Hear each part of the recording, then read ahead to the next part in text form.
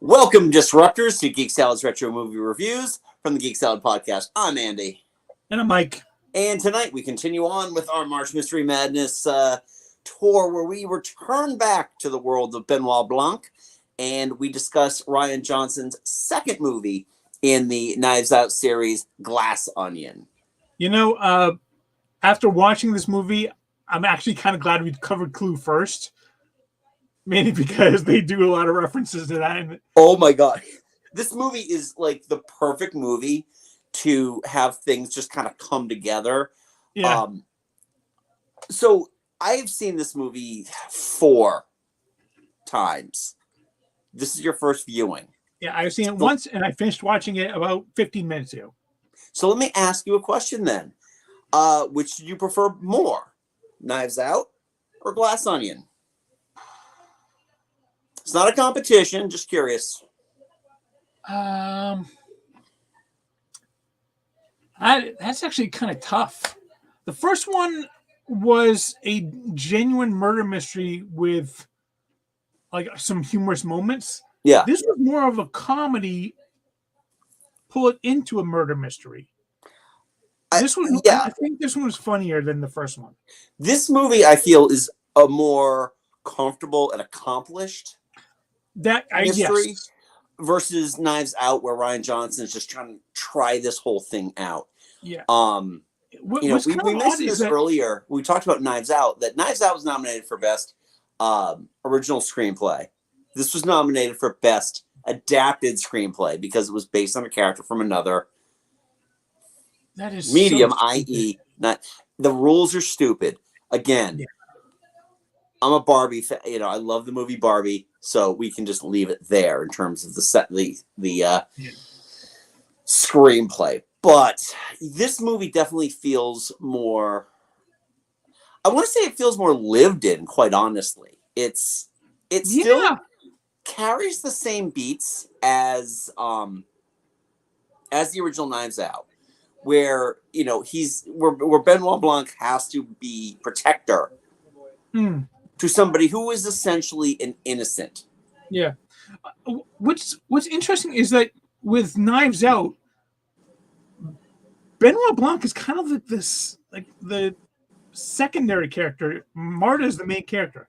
Yeah. This one, the first half of the movie, Benoit Blanc is the main character.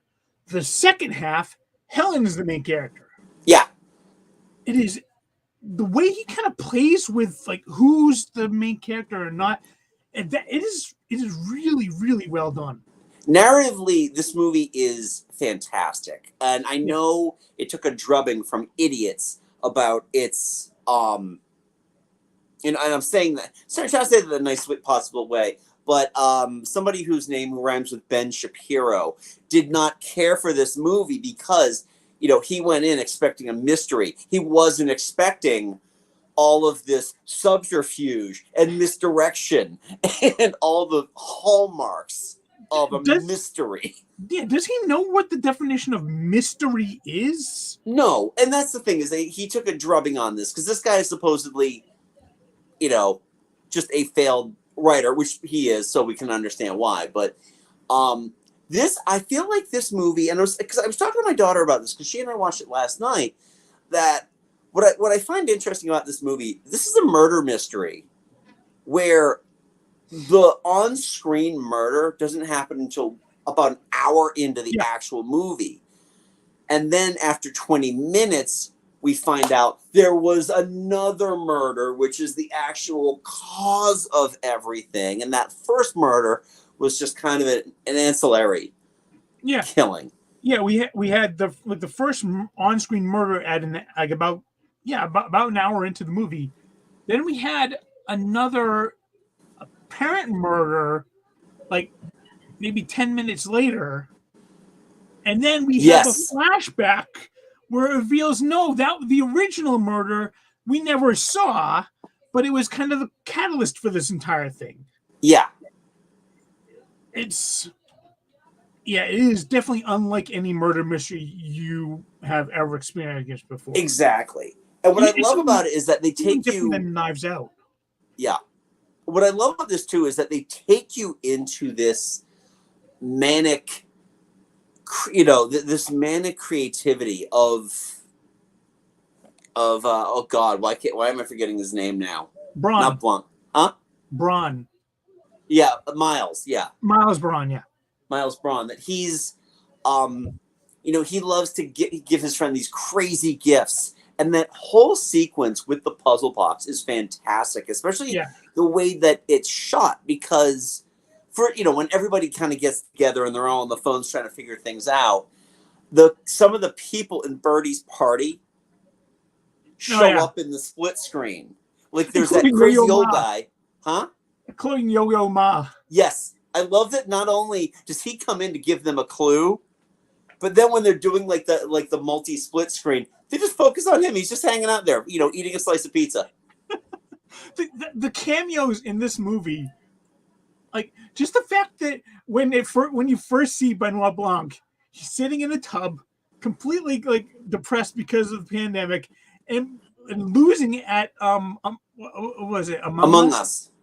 Losing badly at Among Us, playing against Angela Lansbury, Stephen Sondheim, Kareem Abdul-Jabbar, and Natasha Lyonne. Okay, yeah. By the way, just commenting about how bad he is at it. Yeah, you know what? And I love to. First of all, I love the fact that Angela Lansbury's code name is Murder She Solved. But this is the last screen appearance of Angela Lansbury and of Stephen Sondheim. Yeah, because they had both died kind of within that. After right before the movie had been released. Yeah. The cameos of you've got Hugh Grant playing Benoit's partner. You have Serena Williams. I love you just see her and then, are you guys gonna do a workout or not? You're on the clock. I'm like, okay. Sure, buddy. I thought it was just an image of her, and no, that was actually Serena Williams. Yep. And Daryl, who's just, he's that guy. He was one of the cops in Knives Out. He appears in every one of Rian Johnson's movies. I just love it when Helen's ransacking all the rooms. She just walks in like, hey. Yeah. Hi. I'm in the wrong room. I'm going to leave. Okay, bye. She's just there for no reason. It's so fun. And that what randomly walks through the scenes. He's just there. What I love about this movie too is it is the only movie to acknowledge the pandemic. Yeah. And I feel a lot of that is what I like about that is that it creates this thing where, Blanc needs to get his groove back because, as you mentioned, it's kind of hard to solve these crimes when he's locked in his house. Yeah. So being able to have this and then ruining Miles's murder mystery, which is so great. Oh, and one more cameo, Ethan Hawke. That's right. Ethan Hawke was the guy who was like blasting with that stuff. Now, that stuff that was supposedly, going to at least make them not infectious for COVID, I guarantee was placebo at best, and they all got sick afterwards. Oh, given what we find out about Miles, yeah, he's a complete moron. Oh my God! Well, yeah, Miles Braun, the thinly disguised, parallel to Elon Musk in terms of a guy who cannot say, he can't be told no. Who thinks every idea he has is the best, and his team has to kind of, filter out the stuff that actually works, like the kids' NTF app. And possibly the funniest moment I thought was when Benoit Blanc is like, and finally realizes his one possibly clever, he stole the idea from Benoit Blanc. Yeah. And that comes up pretty early on too, when Miles is asking him, how did you get that invitation? Was there a reset button? You know what? Maybe it was a reset button. He completely stole it. Because he has no idea how the thing works. Yeah. He didn't build it. He didn't know how to build anymore. But he loves the pedigree behind it. Yeah. This guy apprenticed with Ricky Jay. And Benoit even says with a bunch of like little child games on it. Yeah.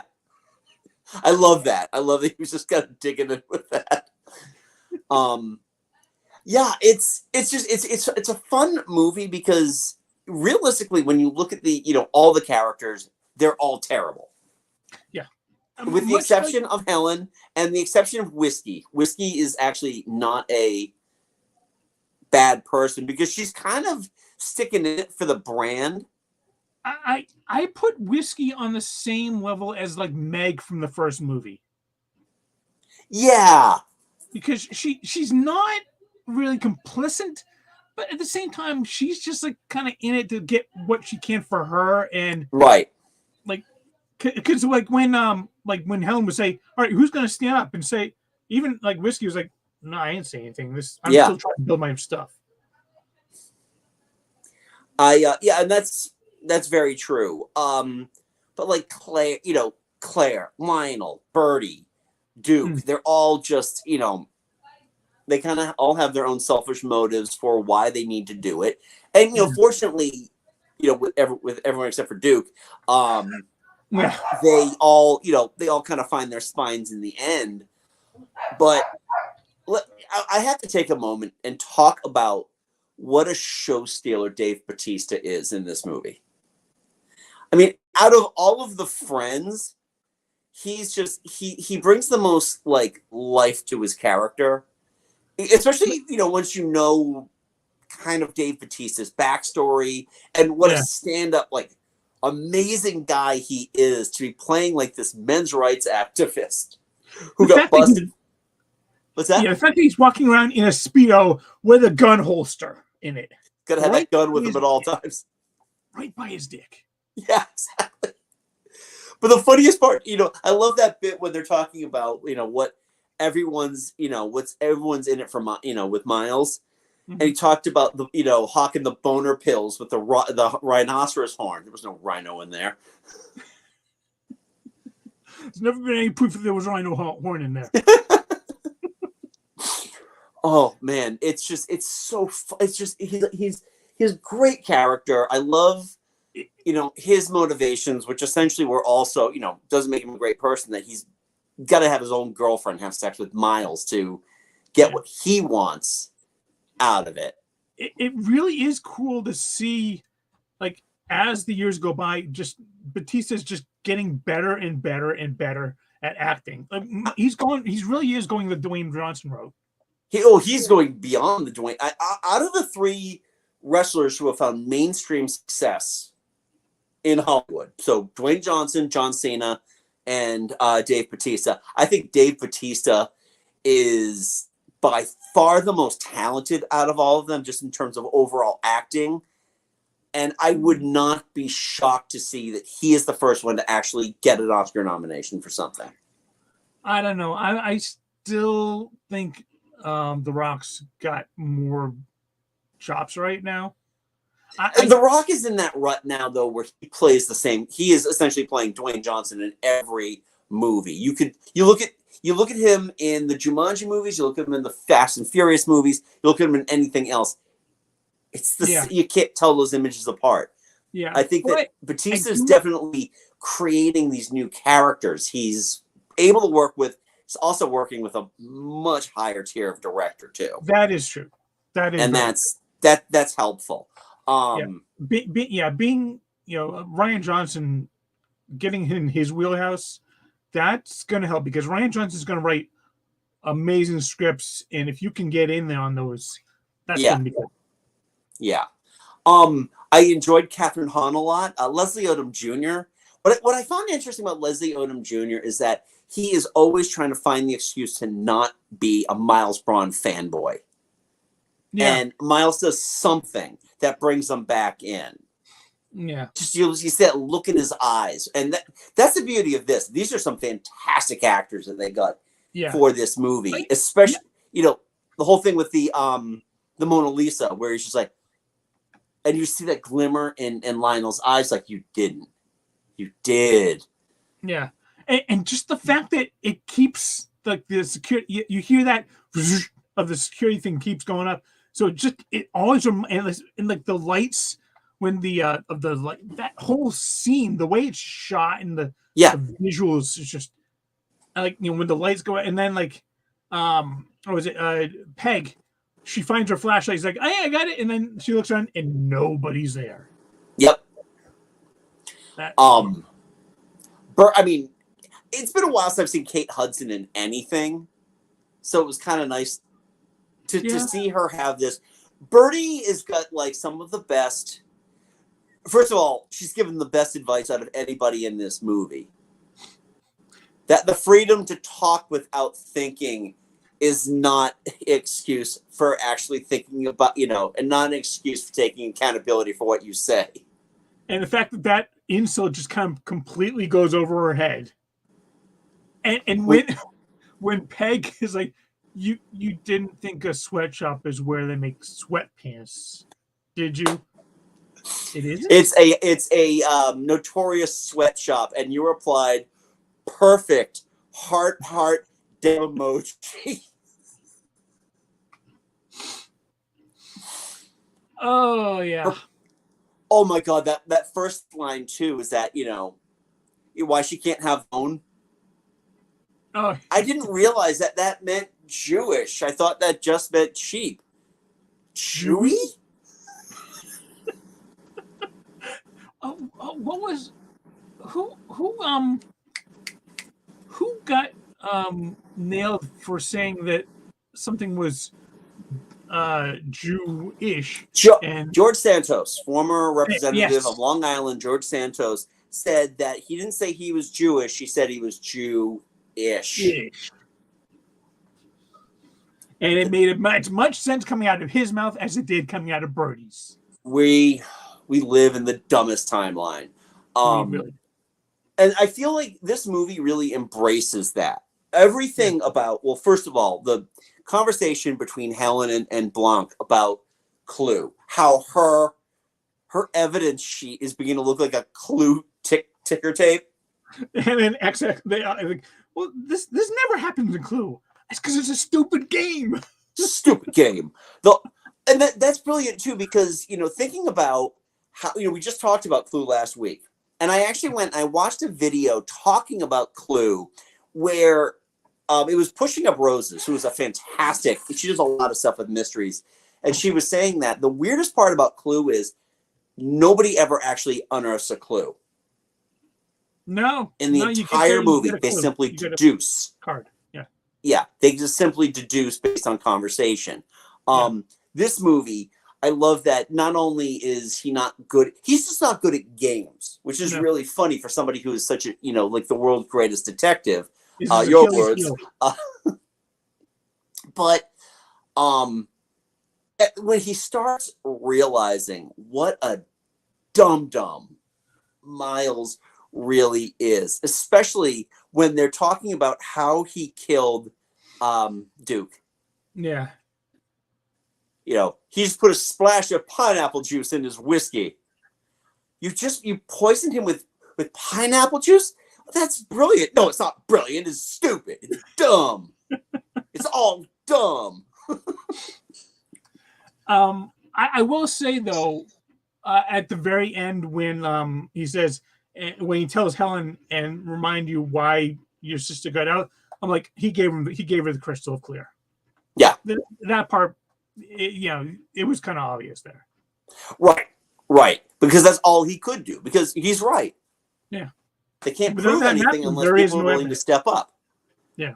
And that, I feel like that really, it's great because, again, Blanc is there to be essentially as a shepherd for other people, to find their spine, to do it, do the right thing. At the end of the day, it was Marta who had to lie and then throw up on ransom, and it's Helen having to destroy all that glass stuff and then, destroy the glass onion. And then destroy the Mona Lisa. Oh, man. Yeah. Mona Lisa, Mona Lisa. And I know we can quickly point out the goof there that the Mona Lisa was not painted on canvas. It was actually painted on wood, so it would not burn like that. It would still burn. Yeah. I also like too Miles's interpretation of what the glass onion stood for. Glass onion, there it is, the glass onion. Our past, our present, our future. And Blanc's like the glass onion is a metaphor for no matter how layered something is, you can still see straight into it. Yeah. And that's the beauty, because that metaphor encapsulates all of these characters. Yeah. They all think that they're playing 5D chess, and they're as clear as ice. Yeah. And even like when she pulls out the envelope, they're like, you didn't burn the envelope? Why? Yeah. Seriously, why did he keep it? There was absolutely no reason for him. Right. I feel, yeah. It's just, what the beauty of this movie is that it definitely it leaves all of these things, like why did, I think that he sent the box to Andy because it would seem weird if he didn't, because it was one of their gatherings. And also it all would mean that he didn't think she was dead, even though he knew damn well she was dead. So I enjoyed. Yeah. Did he send the box before? He sent the box after she was dead because Helen was clearing out her house, and it arrived then. Yeah, because I think it was so he could say, I invited Andy, but she decided not to come. Oh, okay. Yeah, because I thought he had said, so that was Helen smashing it with the hand, which is a great scene, by the way. I love that. Yeah, especially after 15 minutes of watching them go through all this stuff, Duke's mom getting involved in it. The fact that Duke's mom kept, and everyone was like, "Thanks, mom. Thanks, Duke's mom." Yep. And then she just yeah,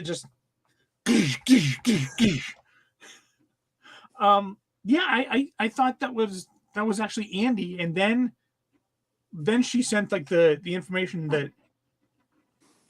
No, she Helen explained that she was there. She had to go clear out Andy's house, and she said that the package was delivered there when she was there.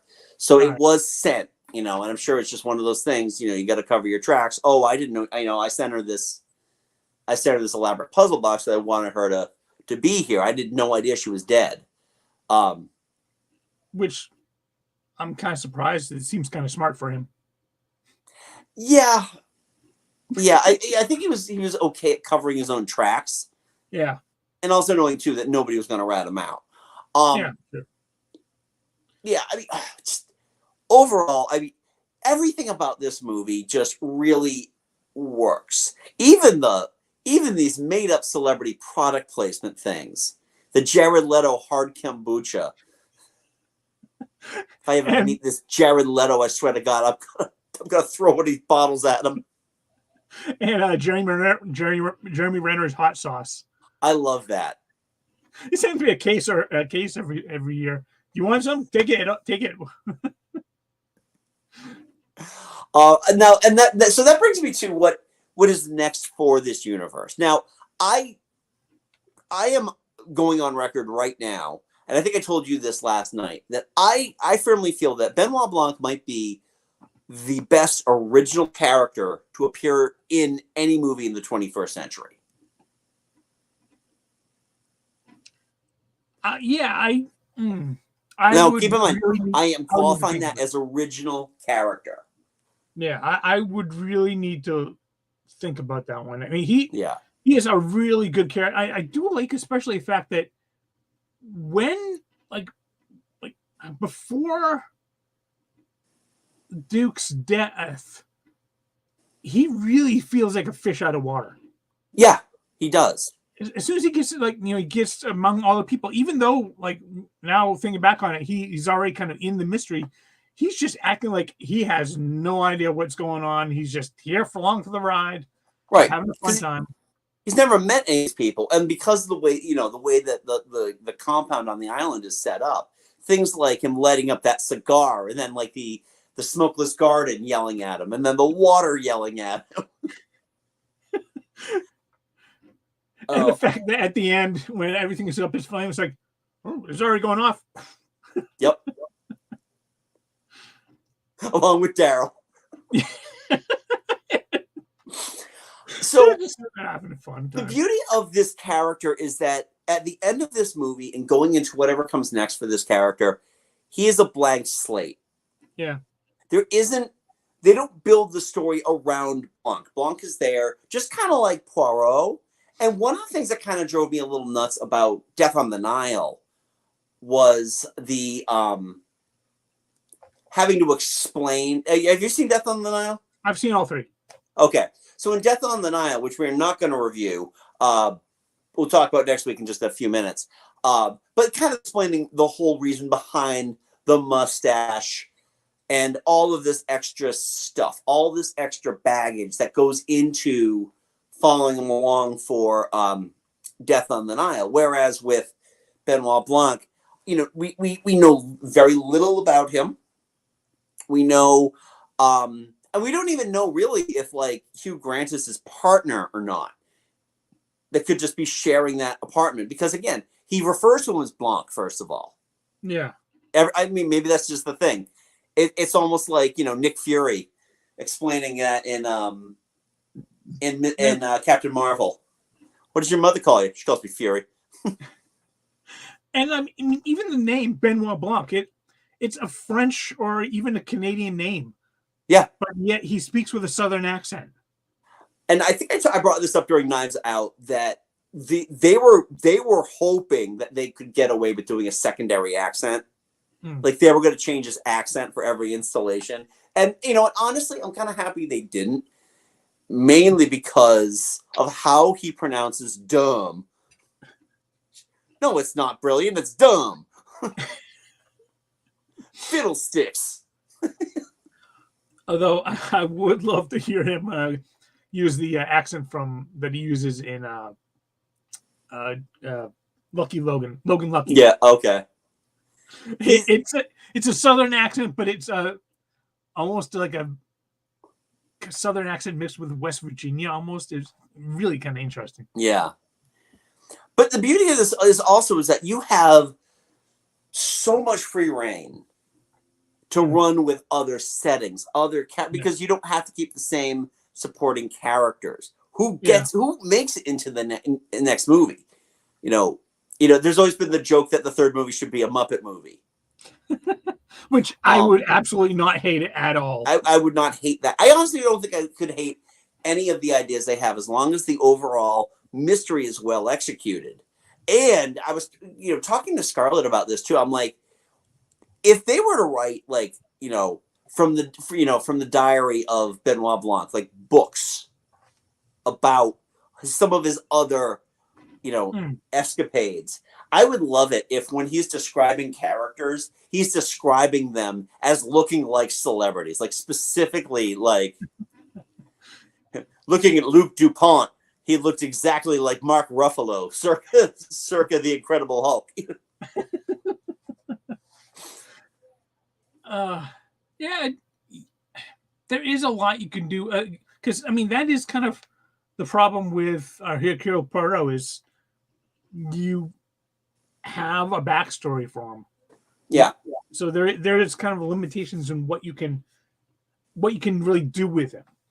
Blanc, he appears, he's the world's greatest detective, and he solves the case, and then he moves on. He's literally a blank slate. Yeah. Uh-huh. The other thing, too, is that he's got the benefit of not having 70 years of lore behind him. Yeah. And that's interesting. I wouldn't even mind if Rian Johnson comes up with a second detective that either works alongside Blanc or starts in their own Knives Out mysteries. I guess that's kind of like why it works so well. The fact that he's he's not the primary main character of really either movie. Yeah. But the whole movie kind of centers or not doesn't center around him, but he is like the catalyst for everything to happen in the movie. Right. And that kind of works in with the whole like just blank slate type thing. Yeah. Yeah. I think he's just, this whole series is fantastic. Now, one thing I noticed, because, talking about the music in this movie, and I know you're kind of in a rush to watch this, so you might not have picked up on it, but, this is, like I said, this is like my fourth viewing of this movie. Yeah. That every time they show an exotic locale, mm-hmm. the music almost immediately switches to a Bond sound. It almost always sounds like that luxury resort Bond music. Well, I mean, the very fact that they end it with Mona Lisa by, was that Tom Jones? Maybe. Now this is going to bug you. Music. I can find the soundtrack. Under the Bridge by Red Hot Chili Peppers, To Love Somebody by the Bee Gees, Starman by David Bowie, Take Me Home Country Roads by Tools and the Maytals, Mona Lisa by Nat King Cole. Sorry. Nat King. Okay. Yep. All right. Blackbird by the Beatles and Glass Onion by the Beatles. Yep. But yeah, it's like, like you could easily hear a Nat King Cole song in like one of the 70s or maybe Roger Moore Bond movies. Yeah, absolutely.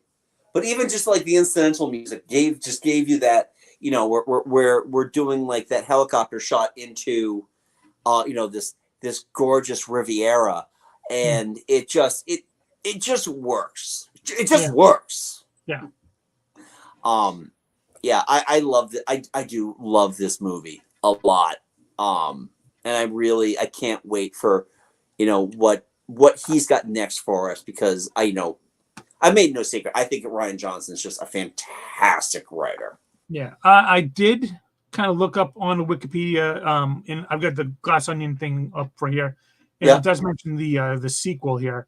I guess Netflix holds the rights to at least one more film in the series. In October 2023, Johnson spoke about further progress about Knives Out 3. I obviously couldn't work during the Writers Guild of America strikes. Now that it's over, I'm driving in full force, so it's coming along. I've got the premise, I've got the setting, and I've got what the movie is in my head, and it's just a matter of writing the damn thing. End quote. Yeah. And hey, you know what? This is, as much as I love The Last Jedi, if this is where he's going to focus his attentions to, I am perfectly happy with that. And the thing is, like, there wasn't a whole lot of CG in this movie that I could tell. Whatever was in there, and I guarantee there had to have been some. Well, I mean, I like at the end, like when the car comes down through the roof, that was obvious CG there. Well, honestly, I wouldn't doubt that the actual Glass Onion was a digital insert. Yeah, and that whole like kind of like hexagram thing, which I've seen something similar to that actually in Disneyland. Oh yeah, in Avengers Campus, right outside the Doctor Strange's Sanctum Sanctorum. Oh, there's something very, very similar to that. Yeah, interesting. But yeah, I mean, with how little CG he probably uses in these, I don't doubt even if they get it filmed like in the next like few months or so, they could be aiming for maybe a November or December release. Yeah, and I remember too when this movie was released, it actually got a pre-Netflix theatrical release, but it was like a very limited release, and it just did enough to get it Oscar. Yeah, it did gangbusters business, but it was the agreement was for a limited release, so they couldn't. It's not like Godzilla -1 where it had a limited release and then they extended that release out, because this had to go to Netflix by December. Yeah, I just looked it up. $40 million budget, $15 million box office, but that is insane for a movie that would end up generating whatever revenue through Netflix afterwards. And people talk about this movie. People are still talking about this movie. People still want to see what that third movie is going to bring. So you know what? Yeah, I mean, Bring it, Ryan Johnson. I am excited as hell for this.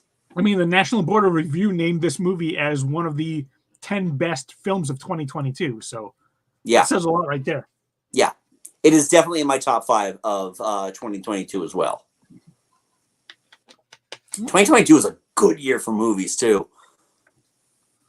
We were hearing about casting already for number 3. They always have, and that's the thing, Kevin. We don't know yet because as Mike was saying, it hasn't completely been written yet. But yeah, that cast is going to be off the hook. Now, yeah. I'd love to see Jeremy Renner in there as himself. Again, if they're going to keep any continuity with the hot sauce, but I don't feel like that's going to happen because I don't feel like there's any real continuity to these movies. I feel like they're all going to have their own separate stories. So if Jeremy Renner shows up, he's just going to be a dude that isn't Jeremy Renner. Maybe he plays a character that absolutely hates hot sauce.